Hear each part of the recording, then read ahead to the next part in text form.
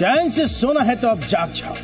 आपके चैन सुकून के रोज जागता है क्राइम रिपोर्टर। नमस्कार, मैं हूं नवीन कुमार। उसके गुनाहों का हिसाब तो तब होगा जब वो पुलिस की गिरफ्त में आएगा, लेकिन उसकी बेहिसाब दौलत का हिसाब शुरू हो चुका है। वो दौलत जो उसने छल, फरेब और धोखे से कमाई है, उसी दौलत पर अब लटक रही है कानून की तलवार। एक खिलाड़ी की खरबों की दौलत पर टिक गई है कानून की नजर। लोगों की भावनाओं से खेलकर खरबों की दौलत जमा करने वाला ये खिलाड़ी रेप का आरोप लगने के बाद से ही फरार है। अभी तक अपने खास लोगों के बीच अपनी बेशुमार दौलत को बांटकर ये शख्स पुलिस की गिरफ्तारी से बचता रहा है। गिरफ्तारी से बचने के लिए ये शातिर अपनी बेहिसाब संपत्ति को दोनों हाथों लुटा रहा है।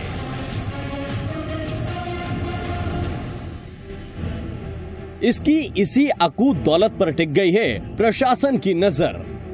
संत से शैतान का रूप ले लेने वाले इस शातिर को अदालत की ओर से भगोड़ा घोषित किया जा चुका है। अदालत ने यह भी साफ कर दिया है कि अगर उसने इस महीने की 12 तारीख तक आत्मसमर्पण नहीं किया तो उसकी खरबों की ये दौलत कुर्क कर ली जाएगी।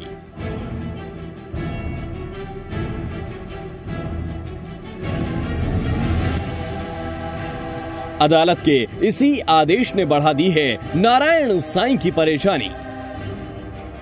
वो अगर आत्मसमर्पण करता है तो फिर जाहिर तौर पर उसका अगला ठिकाना होगा जेल, और एक बार जेल जाने के बाद आसानी से बाहर निकल पाना उसके लिए आसान नहीं होगा। दूसरी ओर अगर वो अदालत के आदेश के मुताबिक आत्मसमर्पण नहीं करता है तो उसकी संपत्ति पर कस जाएगा प्रशासन का शिकंजा।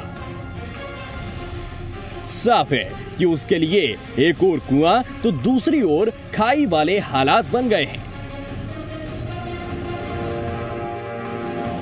इसी हालात से बचने के लिए शातिर नारायण साईं ने अपने वकीलों के जरिए गुजरात में हाईकोर्ट में अपील कर खुद को भगोड़ा घोषित किए जाने को चुनौती भी दी है, लेकिन इस पर अभी तक उसे अदालत से राहत नहीं मिल सकी है। साफ है कि अगर हाईकोर्ट से उसे राहत नहीं मिली तो उसकी खरबों की दौलत पर कुर्की जब्ती की तलवार लटकती रहेगी और उसे अपनी दौलत और जेल में से किसी एक को चुनना पड़ेगा। ब्यूरो रिपोर्ट, जी मीडिया। चेहरे पर संत का मुखौटा तो दुनिया को धोखा देने के लिए था।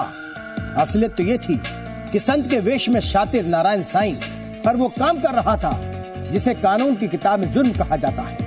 खुद को मोहमाया से दूर बताने वाले नारायण साईं ने नियम कानूनों को ताक पर रखकर पिछले कुछ सालों में कमाई है बेपनाह दौलत।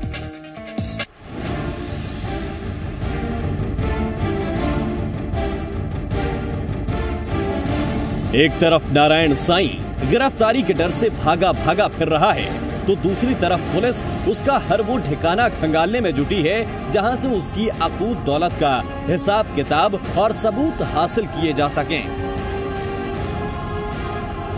पिछले महीने सूरत पुलिस ने नारायण साईं की कुछ मददगारों के ठिकानों पर भी छापेमारी की थी। यहां पुलिस को मिले थे ढेर सारे कागजात और कई अहम सबूत। पुलिस के मुताबिक नारायण साईं के पास 45 करोड़ की बेनामी संपत्ति है। इसमें आश्रम और अन्य संपत्ति के साथ साथ बैंकों में जमा करोड़ों रुपए का कैश भी शामिल है।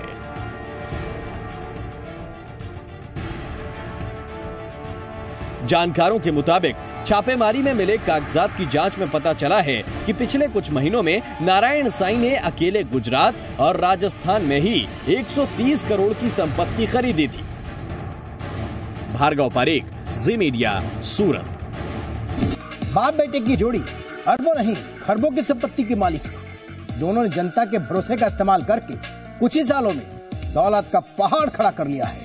आलम यह है कि आज की तारीख में देश के हर बड़े शहर में आसाराम का कोई न कोई आश्रम या जमीन जरूर मौजूद है, और जमीन के हर टुकड़े की कीमत लाखों नहीं करोड़ों में है।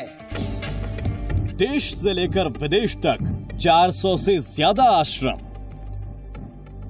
हिंदुस्तान के कई शहरों में 17,000 बाल संस्कार केंद्र, ट्रस्ट के नाम 10,000 करोड़ से ज्यादा की जायदाद। आसाराम और उसके बेटे नारायण साईं से जुड़ी संपत्ति का ये वो लेखा जोखा है जिसमें दिन ब दिन बढ़ोतरी होती जा रही है। खास बात यह है कि अब तक हुई जांच से पता चला है कि अकेले नारायण साईं के पास 45,000 करोड़ की संपत्ति है और उसमें से ज्यादातर जायदाद उसके करीबी सेवादारों और सेविकाओं के नाम पर है। हालांकि उसकी बेनामी संपत्ति का हिसाब तो बाद में होगा, लेकिन फिलहाल नारायण साईं की उस तमाम जमीन जायदाद पर कानून की तलवार लटक रही है जो उसके नाम पर खरीदी या रजिस्टर की गई है।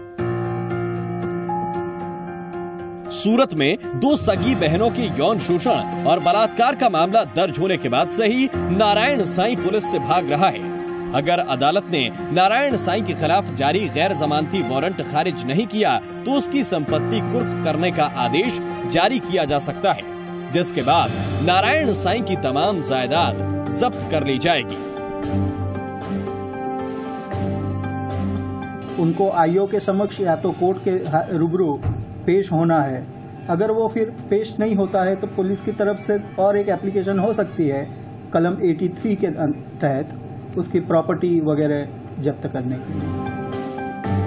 पुलिस के मुताबिक नारायण साईं की संपत्ति देश के कई राज्यों और शहरों में फैली हुई है। उसमें संपत्ति का काफी हिस्सा ऐसा है जो अवैध तरीके से कब्जा करके या फिर फर्जीवाड़े को अंजाम देकर हासिल किया गया है। फिलहाल पुलिस नारायण साईं की जायदाद और दौलत का हिसाब किताब करने में जुटी है, क्योंकि अदालत का इशारा मिलते ही प्रशासन उसकी सारी दौलत पर कब्जा करने की कार्रवाई शुरू कर देगा। ब्यूरो रिपोर्ट, जी मीडिया। कहां से आई इतनी दौलत, कैसे कमाई इतनी दौलत? आखिर कौन सी जादू की छड़ी थी कि बाप बेटे की इस जोड़ी को नियम कानून का कोई खौफ नहीं था? कौन था जिसके दम पर संत का चोंगा पहने इन दोनों शातिरों ने अपना काला कारोबार देश भर में फैला लिया और इतने सालों में कोई भी इनका बाल बाका नहीं कर पाया?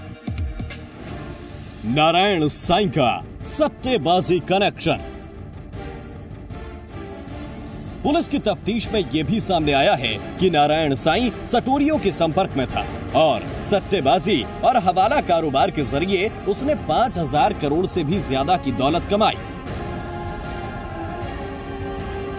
ऐसा नहीं है कि आसाराम और उसके बेटे की काली करतूतों के बारे में किसी को भी पता नहीं था, लेकिन आसाराम के भक्तों की फेहरिस्त में इतने बड़े बड़े लोग शामिल थे कि किसी की हिम्मत नहीं होती थी कि उस पर उंगली भी उठा सके।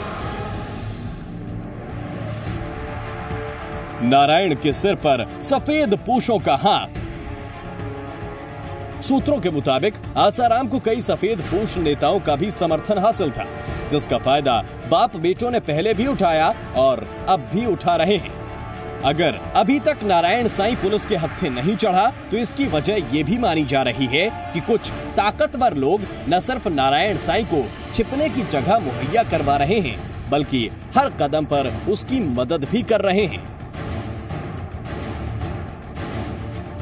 पहने जा चुके कपड़ों की नीलामी से भी आमदनी। जांच में यह भी खुलासा हुआ है कि आश्रमों में इलाज के नाम पर भक्तों को महंगी दवाएं बेची जाती थी, जिससे मोटी आमदनी होती थी। इतना ही नहीं, ज्यादा दौलत कमाने के लिए नारायण साईं ने एक अनोखा तरीका भी इजाद कर रखा था। वो अपने पहने हुए कपड़ों की भी नीलामी करवाया करता था। अकेले नारायण साईं की पगड़ी की कीमत ही 50,000 से कम नहीं होती थी, लेकिन उसके भक्त ऊंचे दामों पर पुराने कपड़े खरीदकर खुद को धन्य समझते थे।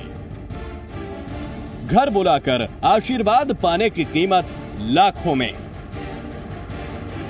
इसके अलावा प्रवचनों की सीडी बेचकर भी लाखों की आमदनी होती थी। यही नहीं, अगर कोई भक्त नारायण साईं को अपने घर बुलाना चाहता था तो बदले में उससे 5 लाख से लेकर 20 लाख रुपए तक की मोटी रकम वसूली जाती थी। जाहिर है, आस्था और भक्ति के नाम पर न सिर्फ भोले भाले लोगों को लूटा जा रहा था, बल्कि उनकी भावनाओं से भी खुलकर खिलवाड़ किया जा रहा था। ब्यूरो रिपोर्ट, जी मीडिया। नारायण साईं पुलिस से कितना ही क्यों ना भाग ले, एक ना एक दिन उसको कानून के शिकंजे में आना ही होगा। क्राइम रिपोर्टर में बस इतना है। अगर आपके आसपास होता है कोई गुनाह तो आप हमें बताएं।